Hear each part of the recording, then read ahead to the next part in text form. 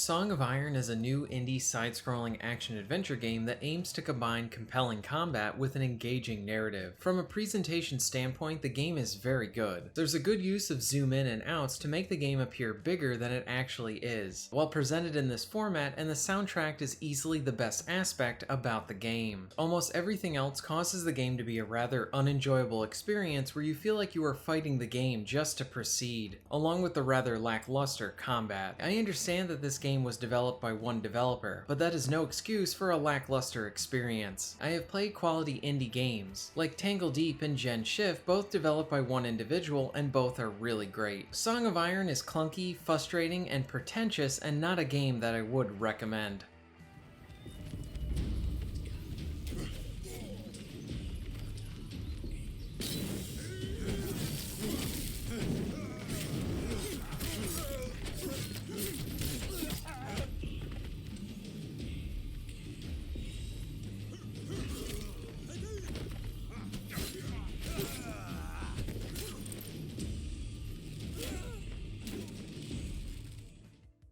The main focus of the game is on the combat. There is a stamina system here. Sprinting and attacking will cost a certain amount of stamina. This does continually generate, and you will need to keep an eye on this so you're not low on stamina for a big fight. There are no forms of health potions or items to help regenerate your health. Your health regenerates slowly over time. You have a light and heavy attack along with a very useful kick for pushing enemies back. The most useful and at times a bit overpowered is your option to throw your weapon at an enemy for an instant kill in most cases. You can also pick up shields for blocking enemy attacks, and these are useful against the archers. You also have access to a bow and arrow for taking out enemies at a distance. To the game's credit, the kick move has the best sense of weight and impact as you push an enemy back from it. I always enjoyed doing this even when the situation didn't call for it. It was very satisfying to pull off. There's even some fun details in the combat, like arrows being stuck in enemies that you can even pull out of them as they're trying to attack you. There's different weapons for you to pick up, from single to two-handed weapons. All weapons seem to handle about the same. And lastly, you have a roll for evading attacks. The basic formula is there for a solid combat system, but the combat is what takes up the bulk of the game, and it's easily the weakest aspect about this. We will get into this more in a bit. Outside of combat, you have some light puzzle solving along with trap dodging and platforming parts. These help to offer some variety, but overall I found them to be equally lackluster, as traps can take you out in one hit. Outside of all of this is the story. It starts off pretty promising, and a lot of this is from the presentation. Since the entire game is presented from the side-scrolling perspective, the camera smartly uses simple zoom in and outs to enhance the drama on screen. Sometimes the camera will pull back a bit to show how the world is much bigger than what it appears to be just on your plane. These small changes with the camera kept the story segments interesting and elevated these parts a lot. The story starts off simple enough to kickstart the action, and then it gets a bit more involved as other gods get involved with the story. The problem with the story is that it isn't as engaging as the game thinks it is, and when combined with the lackluster gameplay, the story will not be what pulls you through the game or to stomach the gameplay for that long. Song of Iron has some good ideas, but the execution is where it fails.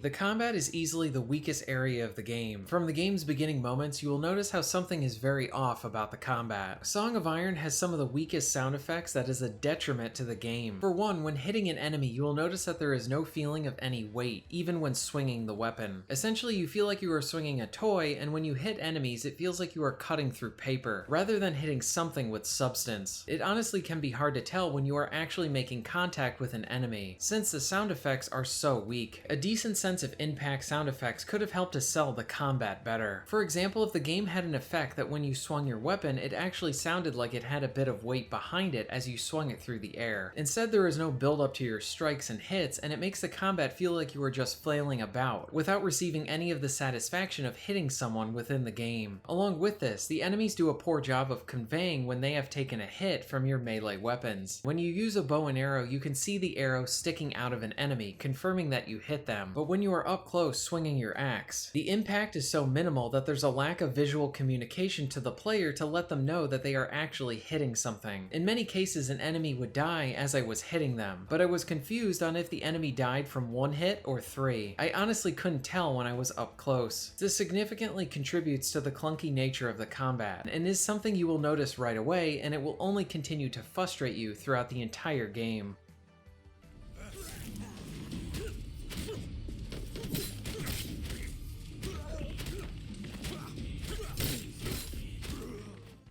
Another element that is related to the weak sound effects and impact are when you are using the bow and arrow or up against archers. When firing an arrow or being fired upon, the arrows do not sound like they are flying through the air. They have little to no sound effects on them, and it mostly sounds like a mute arrow. Again, this is another example of how poor sound effects can hurt the combat in a game. Like I said before, it is cool how arrows will stick out of your shield or an enemy, but the hits of the arrows are really weak. These feel like children's toys rather than weapons. Another thing I found odd was how the game was not presenting information to the player with the weapon and shield pickups. You can pick up new shields and weapons, but the game doesn't really give you any indication on if they are better or worse than what you are using. This feeds into the disconnect of the combat where you feel like the game is not providing the player with useful information. One of the cooler and useful moves in the game is how you can throw your weapon at an enemy. It is cool to see your weapon stick out of their head, but it lacks the weight of it swinging in the air and that effective thud of it hitting your target. This move seems a bit overpowered since you can just throw weapons in some encounters to complete them very quickly. Now, I have provided plenty of examples about how the combat lacks good sound effects and impact, which is really odd considering that the kicks in this game are really awesome. The sound effects are decent on them with pretty good impact as you kick your target to the ground. The enemy's animation matches your action, and this is why these are always so satisfying to pull off. I just wish that this was applied to the rest of the combat. Contributing to the lackluster combat is how every movement seems slightly delayed. This feels even worse while playing with a mouse and keyboard. I spent most of my time with the controller and it still felt like this in combat. I think the developer was trying to go for a feeling of being precise and weighty, but the execution here just feels clunky. I experienced other issues as well, like enemy AI being really dumb in some areas. I had one archer who only wanted to shoot arrows over my head and not at me. Along with this, there are parts in the game with bad checkpoints where you need to fight a group of enemies, and then contend with a boss right after that. I also hit a bug where I needed to go down a hole to proceed, but the game would not fully register that the hole was there, so my character would just bounce around but I could never go through. I had to exit to the main menu and reload the checkpoint to proceed. At this point I had spent about 30 minutes with this game, and this game is a little over 2 hours to beat and I didn't want to continue with it. Almost every action within this game was pushing me to stop playing it and play something better. While the story started off interesting, it certainly was not good enough to help stomach all the issues with the minute-to-minute gameplay. So I honestly cannot say whether the story was good since I was not able to complete the game because of how lackluster this was. The soundtrack is easily one of the best aspects about it, whether it is the more emotional and softer pieces or the battle music. All of it is enjoyable to listen to and elevates the presentation greatly. But sadly, even with the good presentation, this game is not fun to play.